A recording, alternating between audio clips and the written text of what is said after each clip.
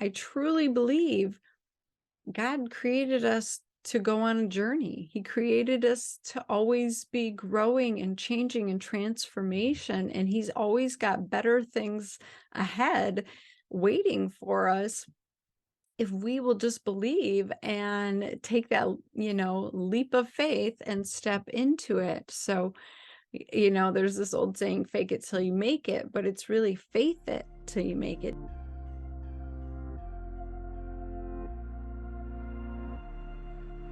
I'm so excited that you're here for this new journey, Fast to Faith. Fasting can be such a powerful tool for personal transformation and healing of your health, but it can also be your superpower when you're trying to strengthen your faith and your reliance on God to get you through life. Because I believe God's got you. And what I have come to understand is that when you incorporate fasting into your lifestyle, you can tap into a deeper sense of inner strength and spiritual connection, and it helps you be your best self. So, fasting is not just about abstaining from food. It's about abstaining from other things that distract us from God, such as negative thoughts and actions.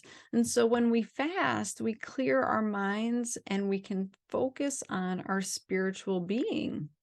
And this allows us to hear God's voice more clearly, and then we can receive His guidance and His wisdom. It's incredible what a superpower it is to have fasting and faith combined. So I am really excited to have you come on this journey with me because I'm taking women through it and their transformations are incredible. When we fast, we physically, our bodies enter a state of healing and repair. Our digestive system gets a rest because it actually requires energy to digest food. And when we stop eating, our bodies are able to focus on eliminating toxins and repairing the cells, and that improves our overall health.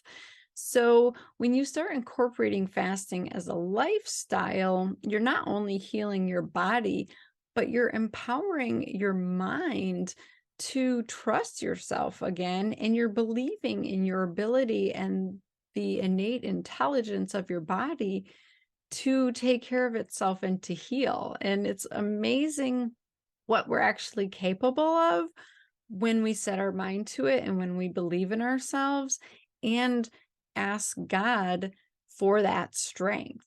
Literally, through God, all things are possible. And when you step into that faith and that knowing and believe it with all of your heart again, like you did as a child, like when you believe that again, then your health can really, really shift. It's a beautiful thing. I see it all the time with my patients over and over and over, and with myself. So, if you are looking to strengthen your faith and reestablish that connection, that relationship with God while healing and transforming your body, you are going to want to incorporate fasting into your lifestyle. It's literally that powerful of a tool. You're going to feel so strong mentally, physically, emotionally. You're going to reestablish that spiritual connection, and you'll be able to see a new version of yourself and step into that best version of yourself that God wants for you. I truly believe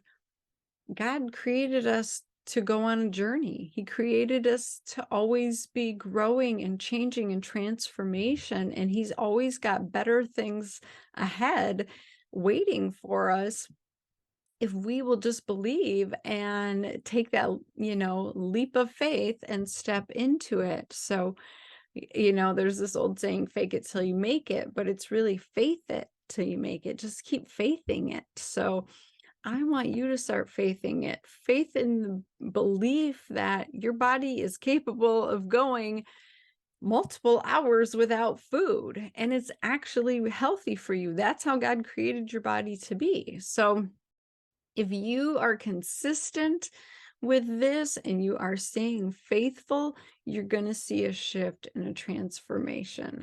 I guarantee it. It's an incredible process, and I'm really excited. I hope you'll stay with us for this because this is what you need, ladies. It's time to reconnect the body, mind, and spirit. Just like the Holy Trinity has God, Christ, and the Holy Spirit, we have the body, mind, and our spirit, and we need to reconnect them. That is really the only way to be whole as a woman and to thrive and have the amazing life that God created for us, right? So when I think of being whole, I think of taking care of my physical body, cultivating a healthy mind, reconnecting those relationships with God and the Holy Spirit, and then finding harmony and balance in it all, right? Like, how do we nourish all three aspects? How do we stay in balance?